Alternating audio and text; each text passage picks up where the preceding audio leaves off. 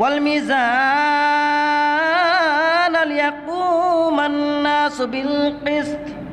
এরপরে বলতে আল্লাহ তাআলা বলতে আমি মিজান নাযিল করেছি। সুবহানাল্লাহ। কি নাযিল করেছেন? মিজান। এখন মিজান কি এটা তো আমাদের বুঝতে হবে।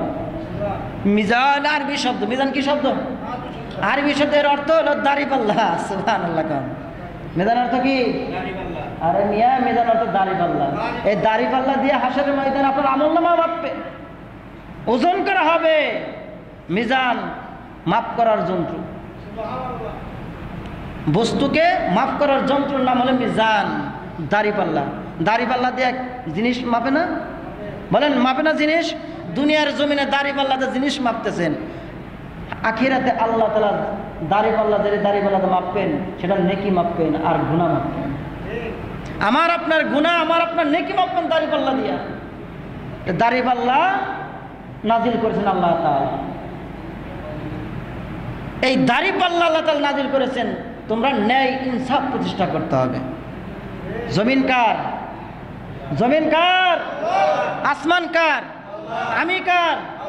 আল্লাহর জমিনে আল্লাহর আইন বাস্তবায়ন করার জন্য ইনসাফ প্রতিষ্ঠা করা হলো দাড়িপাল্লা।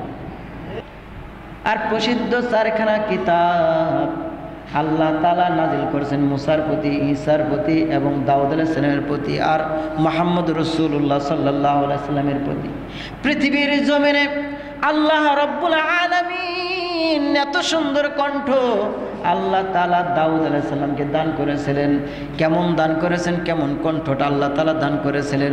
দাউদ আলাইহিস সালাম যখন তার কিতাব জবর তেলাওয়াত করত, ওই জবর কিতাব তেলাওয়াত করার সময় সমুদ্রের মাছগুলো কিনারা আয়েশা দাউদ আলাইহিস সালামের কিতাবের তেলাওয়াত শুনতো। ভাইয়েরা আমার, শুধু তাই নয়, দাউদ আলাইহিস সালাম যখন তেলাওয়াত করতেন, তেলাওয়াত করার শব্দ শুনে উড়ন্ত পাখিগুলো নিচে নেমে যাইত। উড়ন্ত পাখিগুলো নিচে নাইমা দাউদ আলাইহিস সালামের তেলাওয়াত শুনতো। দাউদ আলাইহিস সালামের তেলাওয়াত এমনভাবে মনোযোগ দিয়ে শুনতো, নিজের জীবনটা পর্যন্ত বের হয়ে যাইতো, বলতে পারতো না। কেমন কণ্ঠ আল্লাহ তাআলা দাউদ আলাইহিস সালামকে দান করেছিলেন। এই দাউদ আলাইহিস সালামের কিতাব শুনে সাগরের মাছ, সমুদ্রের মাছগুলো কিনারা আইসা যাইত। আর এই দাউদ আলাইহিস সালামের সময়ে বনি ইসরায়েলের লোকেরা কি করত? এই মাছগুলা মারত। এই মাছ মারতে মাছগুলো ফরিয়াদ করতো, আল্লাহ আমরা দাউদ আলাইহিস সালামের তেলাওয়াত শুনতে আসি আর এরা আমাদেরকে মেরে ফেলে, এটা কেমন হয়? এই উল্টা পাল্টা করো কেন? এই আসো,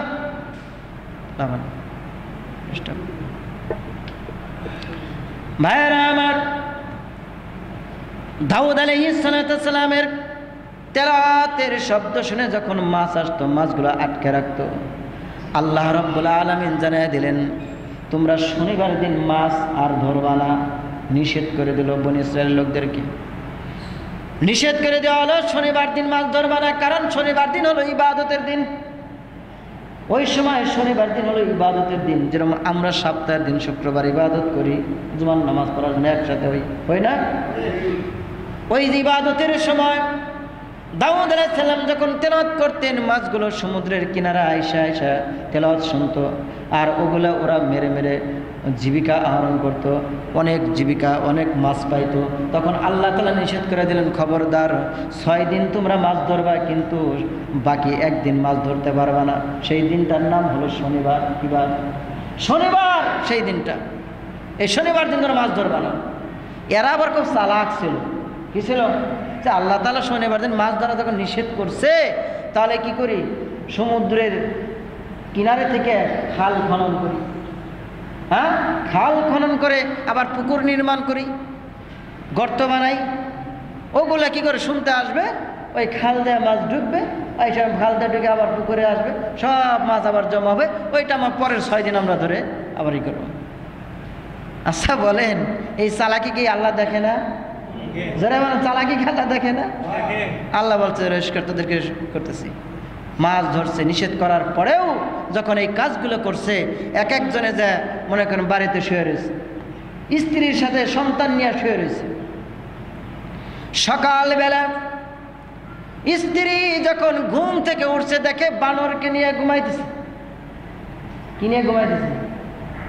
বানরকে নিয়ে ঘুমাইতেছে। কি বানরকে নিয়ে ঘুমাইতেছে কেন? কারণ কি আল্লাহ রাব্বুল আলামিন শনিবার দিন মাছ ধরা নিষেধ করার পরেও অমান্য করার কারণে আল্লাহ রাব্বুল আলামিন এই সমস্ত মানুষকে বানরে পরিণত করে দিয়েছে। এই সমস্ত মানুষকে বানরে পরিণত করে দিয়েছে। কিতাবে আসছে ৭০,০০০ মানুষগুলো ওই সময় ওই দ্বীপে তারা অনুষ্ঠান করত। ৭০,০০০ মানুষের ভিতরে ১২,০০০ মানুষ অমান্য করার কারণে ১২,০০০ মানুষকে বানরে পরিণত করে দিছে। আল্লাহ তাআলা যদি ওই শাস্তিগুলো যদি নগদে যদি আমাদের মধ্যে দিয়ে দিত তাহলে আমাদের অবস্থাটা কেমন হইতো? আমরা কত অমান্য করি আল্লাহ তাআলার হুকুম হাকাম, করি না? আল্লাহ তাআলা বলছে নামাজ পড়ো, নামাজ পড়ি না। রোজা রাখতে বলছে, রোজা রাখি না। কোরআন তেলাওয়াত করতে বলছে, কোরআন তেলাওয়াত করি না। ইলমে দ্বীন শিক্ষা করার কথা বলছে, ইলমে দ্বীন শিক্ষা অর্জন করি না। কত কি অমান্য করতেছি। আল্লাহ রাব্বুল আলামিন পাপাচারে লিপ্ত না হইতে বলেছেন, তাও পাপাচারে লিপ্ত হইতেছি। তাহলে আল্লাহ তাআলার কথা কি আমরা মানতেছি? কথা বলেন, মানি? আল্লাহ তাআলার কথা আমরা মানি না। মসজিদের মুয়াজ্জিন ফজরে আজান দেয়, ফজরে আজান দিয়ে বলতেছে আসসালাতু খায়রুম মিনান নাওম, আসসালাতু খায়রুম মিনান নাওম। ঘুম হইতে, জোরে বলেন, ঘুম হইতে নামাজ উত্তম। 2 বার করে বলতেছে ঘুম হইতে নামাজ উত্তম। আমরাও আবার ঠিক করতেছি কিনা? আমরা ঘুমের ঘরে বলতেছি না না তুমি বলতে থাকো ঘুমের চাইতে নামাজ উত্তম না, নামাজ চাইতে ঘুমের উত্তম। জোরে কন নাউজুবিল্লাহ। কেমনে করে ঘুমায়? আমার ফজরের সময় ঘুমিয়ে থাকি, মসজিদের আজান হয়ে যায়, মুয়াজ্জিন আজান দিচ্ছে, আজানের কানে শব্দ যাচ্ছে, আমরা ঘুমিয়ে রয়েছি। কেমন করে ঘুমাও তুমি, কেমন করে ঘুমাও তুমি, ফজর করে কাজা। এমনও তো হতে পারে জোহরে জানাজা তোমার, এমনই তো হতে পারে জোহরে জানাজা। মুসলিম হয় না জন্ম নিলে মুসলমানের ঘরে,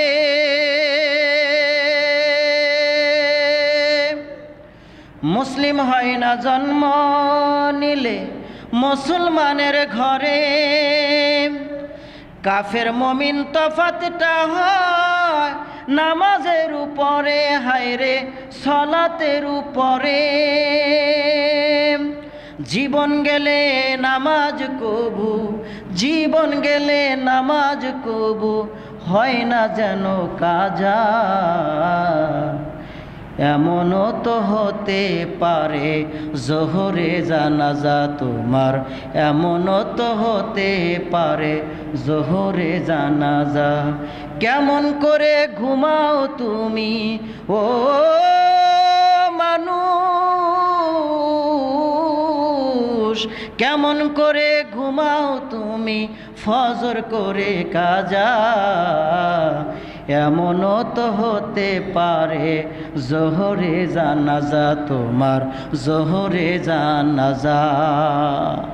বেনামাজের লাশ কবরে রাখিবে যখন, মাটির চাপে পাজরের হাড় ভাঙবে রে তখন, মানুষ ভাঙবে রে তখন।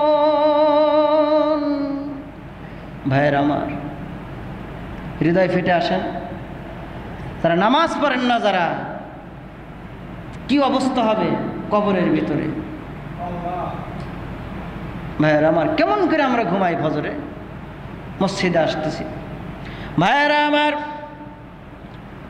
আল্লাহ রাব্বুল আলামিন, আল্লাহ রাব্বুল আলামিন সূরা হাদীদের ভিতরে আল্লাহ তাআলা জানাই দিতেছেন, আমি কিতাব নাজিল করেছি সুস্পষ্ট কিতাব রাসূলদের প্রতি তোমাদের কাছে। কোন জায়গায় থেকে? উপর থেকে। বলেন কোন জায়গায় থেকে? উপর থেকে অবতীর্ণ হয়, নিচ থেকে অবতীর্ণ হয় না, উপর থেকে অবতীর্ণ হয়। যেমন কোরআন নাজিল করেছেন উপর থেকে না নিচ থেকে? যারা বলেন কোন থেকে? এজন্য আল্লাহ তাআলা শব্দ ব্যবহার করেছেন যালিকাল কিতাব। এটা তো ওই কিতাব যেটা আমি আসমান থেকে নাজিল করেছি, লৌহে মাহফুজ থেকে নাজিল করেছি। আল্লাহ রাব্বুল আলামিন কথাটা এখানে বলতেছেন লাকাদ আরসালনা রুসুলানা বিল বাইয়িনাত। আল্লাহ তাআলা বলতেছেন আমি তোমাদের কাছে সুস্পষ্ট কিতাব নাজিল করে রসুল দিয়া নবী দিয়া রাজুল করেছি। ওয়া আনজালনা মাহুমুল কিতাব, সেই কিতাব যেই কিতাবগুলো আমি আল্লাহ নাজিল করেছি। কিতাবের উপর ঈমান আছে তো নাকি কিতাব বিশ্বাস করেন না? কোরআন বিশ্বাস করেন? বিশ্বাস করতে হবে। কোরআন কিতাব যদি বিশ্বাস না করেন আপনি ইমানদার হতে পারবেন না, মুসলমানও না আপনি। ভাইয়ারা আমার, এরপর আল্লাহ তাআলা বলতেছেন ওয়াল মিজান লিয়াকুমান নাসু বিল কিসত। এরপরে বলতে আল্লাহ তাআলা বলতে আমি মিজান নাযিল করেছি। সুবহানাল্লাহ। কি নাযিল করেছেন? মিজান। এখন মিজান কি এটা তো আমাদের বুঝতে হবে। মিজান আরবি শব্দ। মিজান কি শব্দ? আরবি শব্দের অর্থ হলো দাড়িপাল্লা। সুবহানাল্লাহ। মিজান অর্থ কি? আরে মিয়া, মিজান অর্থ দাড়িপাল্লা। এই দাড়িপাল্লা দিয়ে হাসরের ময়দানে আপনার আমলনামা মাপবে, ওজন করা হবে। মিজান মাপ করার যন্ত্র, বস্তুকে মাপ করার যন্ত্রের নাম হলো মিজান। দাড়িপাল্লা, দাড়িপাল্লা দিয়ে জিনিস মাপে না? বলেন মাপে না জিনিস? দুনিয়ার জমিনে দাড়িপাল্লাতে জিনিস মাপতেছেন, আখিরাতে আল্লাহ তাআলা দাড়িপাল্লা যে দাড়িপাল্লাতে মাপবেন সেটা নেকি মাপবেন আর গুনাহ মাপবেন। আমার আপনার গুনাহ, আমার আপনার নেকি মাপবেন দাড়িপাল্লা দিয়া। দাড়িপাল্লা নাজিল করেছেন আল্লাহ তাআলা। এই দাড়িপাল্লা আল্লাহ তাআলা নাজিল করেছেন তোমরা ন্যায় ইনসাফ প্রতিষ্ঠা করতে হবে। জমিন কার? জমিন কার? আসমান কার? আমি কার? আল্লাহর জমিনে আল্লাহর আইন বাস্তবায়ন করার জন্য ইনসাফ প্রতিষ্ঠা করা হলো দাড়িপাল্লা। ইনসাফ প্রতিষ্ঠা করতে হবে। আল্লাহ তাআলা এই জন্য বলতেছে আমি দাড়িপাল্লাও নাজিল করেছি। এরপরে আল্লাহ তাআলা বলতেছেন, আল্লাহ রাব্বুল আলামিন পরে বলেন ওয়া আনজালনাল হাদিদা ফীহি বাসুন শাদীদু ওয়া মানাফিউ লিন-নাস। এরপর আল্লাহ তাআলা বলছেন আমি লোহাকে নাজিল করেছি। সুবহানাল্লাহ। আজকের বিষয়বস্তু কি? লোহা। সব কিছুর ভিতরে লোহা আছে না নাই? এই যে স্ট্যান্ড এটার ভিতরে লোহা, ক্যামেরা দেখতেছে এটার ভিতরে লোহা, ফ্যান করতেছে ফ্যানের ভিতরে লোহা, লোহা দিয়ে সাজাইছেন। আর আল্লাহ তাআলা বলতেছেন এই লোহাকে আমি অবতীর্ণ করেছি। জোরে কোন সুবহানাল্লাহ। বিজ্ঞানীরা প্রমাণ করেছেন, বিংশ শতাব্দীর বিজ্ঞানীরা প্রমাণ করেছেন এই লোহা সাধারণ কোনো দুনিয়ার জমিনে বানানো লোহা না। এই লোহাকে অন্যভাবে সিস্টেমে বানানো, সেটা দুনিয়ার জমিনে লোহা বানানোর ক্ষমতা নাই। কারণ লোহা যদি বানাইতে যান, তৈরি করতে যান, এই লোহা তৈরি করতে তাপমাত্রা লাগবে 1000 বিলিয়ন ডলার, 1000 বিলিয়ন তাপমাত্রা লাগবে, 1000 মিলিয়ন তাপমাত্রা লাগবে এই লোহা বানাইতে গেলে। ভাইয়ের আমার, এই যে সূর্য দেখতেছেন, সূর্য, এই সূর্যের কেন্দ্রস্থলে তাপমাত্রা হলো 15 ডিগ্রি সেলসিয়াস। কত ডিগ্রি? 15,000 মিলিয়ন ডিগ্রি সেলসিয়াস হলো সূর্যের তাপমাত্রা। লোহা বানাইতে লাগে 100 ডিগ্রি সেলসিয়াস মিলিয়ন তাপমাত্রা। তাহলে বলে যে সূর্যের তাপ দিয়েও লোহা বানানো যাবে না। সেখানে কিভাবে কল্পনা করা যায় পৃথিবীর জমিনে এই লোহা? এইটা বিজ্ঞানীরা প্রমাণ করেছে যে কোরআনে ওয়া আনজালনাল হাদিদ, যে হাদিদ লোহাকে আল্লাহ তাআলা নাজিল করেছেন। এই আল্লাহ এত বড় কথা বলে লোহাকে নাজিল করেছেন, কারণ কি? পরে বিশ্লেষণ করে দেখছে, গবেষণা করে দেখছে সত্যি তো এই লোহা দুনিয়াতে বানানো সম্ভব না। এটা কোথায় থেকে আসছে দেখছে? আল্লাহ লোহাকে কোথায় থেকে নিয়ে আসছেন? লোহাকে ভাইয়ের আমার, সেই লোহা সম্পর্কে আল্লাহ রাব্বুল আলামিন আয়াত নাজিল করেছেন। এই লোহা সম্পর্কে আল্লাহ তাআলা অলরেডি 114টা সূরার ভিতরে একটা সূরার নাম রাখছেন সূরা হাদিদ। যারা হাফেজ সাহেব তারা বলতে পারবো সূরার নাম কি? হাদিদ। 100টা সূরার ভিতরে, 114টা সূরার ভিতরে একটা সূরা হলো সূরা হাদিদ। হাদিদ মানে লোহা। এই লোহা সম্পর্কে আল্লাহ তাআলা কোরআনে একটা সূরা নাযিল করেছেন এবং এই সূরার ভিতরে বলতেছেন ওয়া আনজালনাল হাদিদ, আমি লোহাকে অবতীর্ণ করেছি, লোহাকে নাজিল করেছি তোমাদের কাছে, তোমরা যেন নিদর্শন বুঝতে পারো। আর এই লোহার কত শক্তি দেখছেন, আল্লাহ কি বলতেছে, লোহার কত শক্তি কেমন দেখেন, ফিহি বাসুন শাদীদ, ফিহি এর মধ্যে রয়েছে বাসুন শাদীদ, খুব শক্তি, অনেক শক্তি রয়েছে লোহার ভিতরে। এই শক্তি যদি না থাকতো কিভাবে এটা বানাইলো, কি ক্ষমতাই লোহার, লোহার ক্ষমতা কি ক্যামেরা বানাইলো, লোহার ক্ষমতা কি স্টিমার বানাইলো, জাহাজ বানাইলো, লোহার ক্ষমতা এরোপ্লেন বানাইলো, যেই হাজার হাজার মন লোহাকে নিয়ে তারা উঠতেছে এক জায়গায় থেকে আরেক জায়গায়, এই লোহা নেই। লোহার ক্ষমতা কি দেখেন, আল্লাহ তাআলা বলতেছে এই লোহাকে, লোহার মধ্যে এত ক্ষমতা আল্লাহ তাআলা আমি দিয়েছি। আশ্চর্যের বিষয় এই লোহা। দান বাক্স চালাই দেন ভাইয়েরা আমার, এই লোহাকে আল্লাহ রব্বুল আলামিন জমিন থেকে দুনিয়ার মধ্যে লোহা সৃষ্টি করে নাই, লোহা সৃষ্টি করেছেন আল্লাহ রব্বুল আলামিন সৃষ্টি করে আসমানের উপরে আল্লাহ তাআলা নিজে অবতীর্ণ করেছেন এই লোহাকে। জোরে কোন সুবহানাল্লাহ। ভাইয়েরা আমার, এই লোহার হাতুড়ি দিয়ে হাসরের ময়দানে যারা মুসলমান না, কথা বুঝেন, লোহার হাতুড়ি দিয়ে আল্লাহ তাআলা মারবেন। লোহার হাতুড়ি, কিসের হাতুড়ি? যারা বলেন কিসের হাতুড়ি? লোহার হাতুড়ি দিয়ে আল্লাহ তাআলা তাদেরকে মারবেন। কাদেরকে? যারা তাওরাত কিতাব পেয়েছে, ইনজিল পেয়েছে, জাবুর পেয়েছে, পাওয়ার পরেও দেখছে জনাবে মুহাম্মদ রাসূলুল্লাহ সাল্লাল্লাহু আলাইহি সাল্লাম শেষ জামানায় পয়গম্বর আসবে, রসুল আসবে, তাকে মানতে হবে, এই কথা বলে তারা মানে না, তাদেরকে আল্লাহ তাআলা লোহার হাতুড়ি দিয়ে তাদেরকে পিটানো হবে। আর লোহার হাতুড়ি, লোহার শক্তি কম না বেশি? যারা বলে লোহার শক্তি কম না বেশি? লোহার শক্তি বেশি। এজন্য ভাইয়ার আমার, লোহার হাতুড়ির বাড়ি খাওয়ার চাইতে ইমান আনা তো ভালো, নাকি বলেন? লোহার হাতুড়ির বাড়ি খাওয়ার চাইতে নামাজ পড়া ভালো তো মনে করেন, ঠিক না ভাইয়ার আমার?